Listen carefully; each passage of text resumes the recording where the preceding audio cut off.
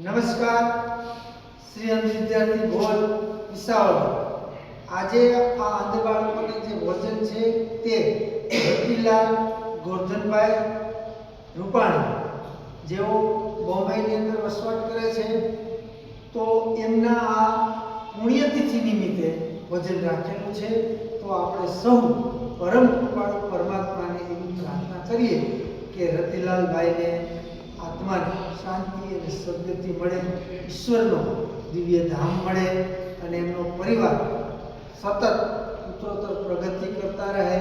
એમના જીવનમાં એમનો સમગ્ર પરિવાર સુખ, શાંતિ અને સમૃદ્ધ રહે એવી આપણે સૌ ઈશ્વરને પ્રાર્થના કરીએ.